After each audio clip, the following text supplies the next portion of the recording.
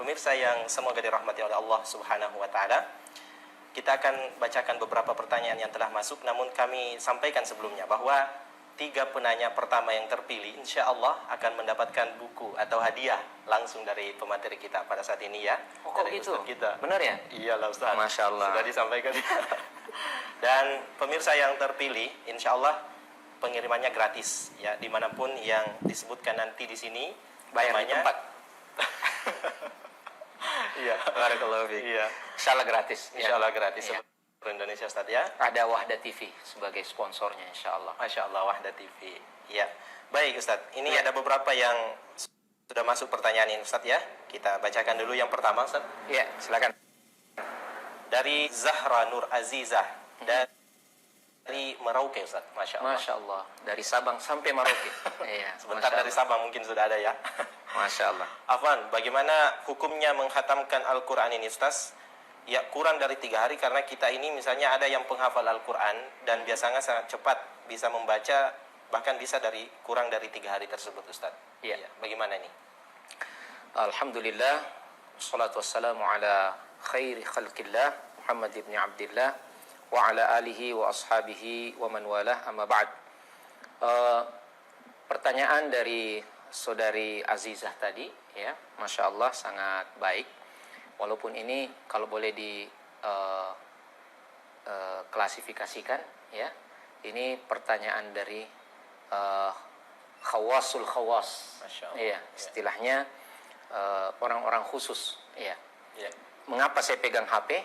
Ya. Karena saya juga memerlukan informasi ya tentang beberapa hal ya.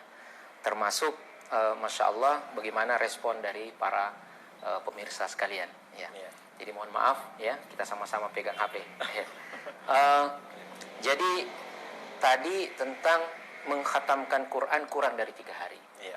Memang ada beberapa riwayat atau ada riwayat dari Nabi SAW melarang sahabatnya untuk mengkhatamkan Quran kurang dari 3 hari ya. Karena dikhawatirkan bacaannya itu tidak terdapat di situ nilai tadabbur. Padahal Al-Quran itu ketika dibaca seharusnya kita mentadabburinya. Allah Subhanahu wa taala berfirman, "Afala yatadabbaruna al-Quran am ala qulubin aqfaluha." Maka mengapakah mereka tidak mau mentadabburi Al-Quran, ataukah sudah ada gembok-gembok yang menggembok hati mereka? Itu ya. Tujuannya Rasulullah SAW melarang, wallahu taala alam. Namun larangan itu bukan berupa keharaman. Ya, itu yang pertama. Yang kedua, jika berkumpul, tadi kita sudah jelaskan dalam pemaparan materi, jika berkumpul ada kekhususan, ya, maka yang asalnya dipandang kurang tepat atau dilarang itu menjadi boleh. Ya, contohnya ketika kita berada di satu tempat yang mulia, lebih dari tempat yang lain, umpamanya di Masjidil Haram, di Masjid Nabawi atau di Masjidil Aqsa, ini namanya khususiyatul makan. Iya. Atau kita berada di waktu yang fadilah. Ya. Contohnya bulan Ramadan. Maka boleh saja kita mengkhatamkan kurang daripada 3 hari.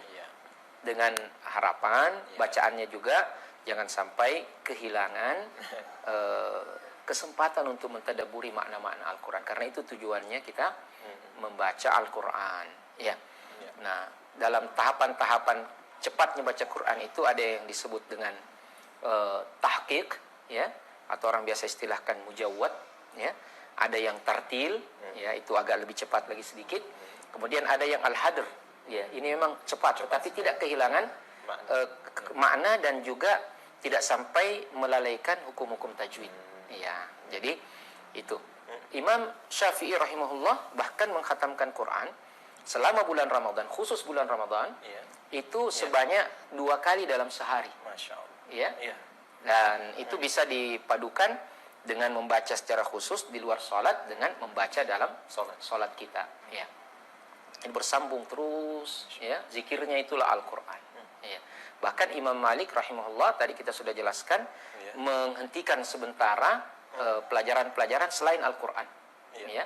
Bahkan periwayatan hadis beliau hentikan dulu, ya, khusus dengan Al-Quran. Jadi intinya boleh, ya, insya Allah boleh, ya, dengan catatan jangan sampai melalaikan hukum tajwid. Yang kedua, jangan sampai kehilangan kesempatan menikmati tadabbur Al-Quran dalam ayat-ayat yang kita baca.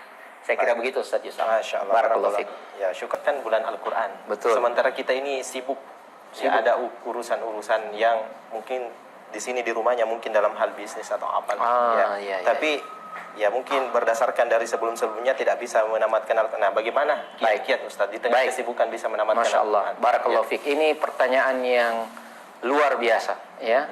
Pertanyaan yang datang dari kejujuran hati, insya Allah. Masya Allah. Ya. Maka kita bermohon pada Allah Subhanahu Wa Taala agar memberikan taufiknya kepada penanya kita tadi, saudari siapa? Aida Nur. Aida Nur. Ya, mudah-mudahan Allah Subhanahu Wa Taala memberikan taufik sehingga bisa mengkhatamkan Quran, mentadabburi Quran, bahkan bukan hanya sekali khatam, 2 kali, 3 kali, bahkan sampai berkali-kali, insya Allah. Ya. Nah, sekarang kita sama-sama belajar nih, ya. Bukan berarti saya yang menjawab, berarti saya udah demikian hebatnya mengkhatamkan Quran sekian kali. Tidaklah, kita sama-sama, ya. Nah, dari apa yang saya dengar, saya saksikan dari para ulama kita tentang bagaimana kiat-kiat mereka, barangkali kita bisa simpulkan di antaranya, ya, di antaranya. Pertama,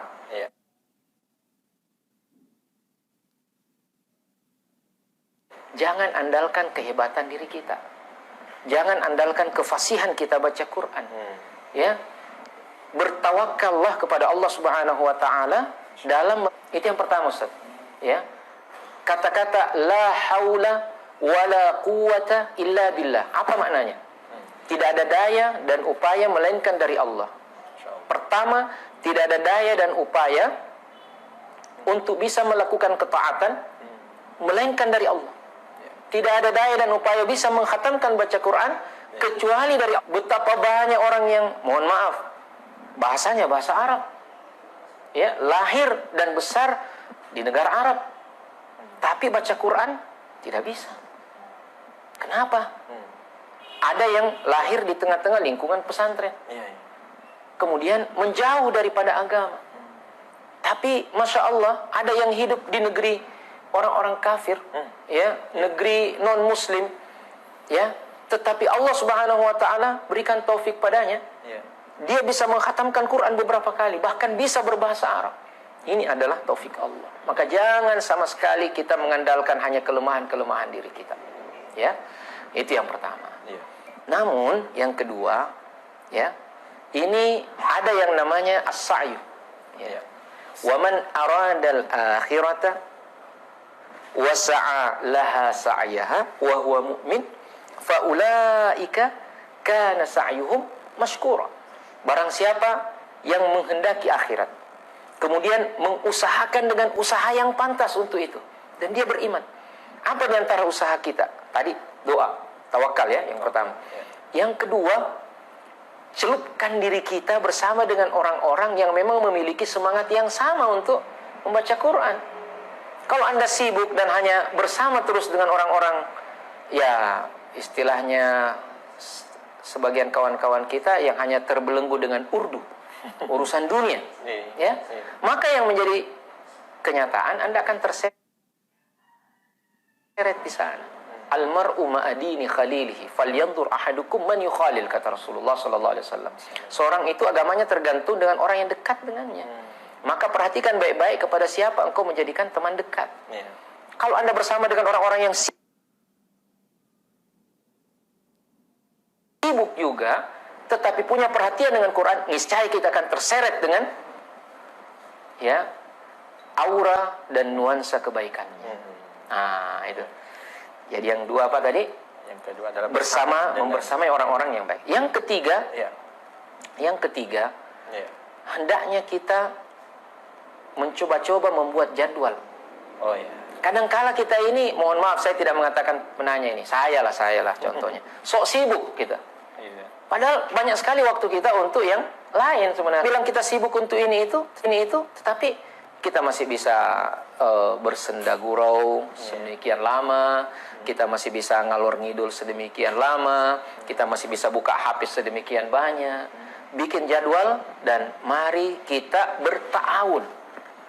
Kalau tadi saudari kita mungkin sudah berkeluarga, tahun dengan suaminya, ya diingatkan oleh suaminya. Ya. Kalau punya teman barangkali yang satu kosan atau bagaimana, bikin tahun, ya, artinya dia ingatkan kita, ya kita ingatkan dia. Nah, bagaimana? Kita punya teman, partner, bulan Ramadan, ya. Nah, jadi ada kedisiplinan, kita mulai dengan itu. Kemudian yang keempat adalah paksakan diri.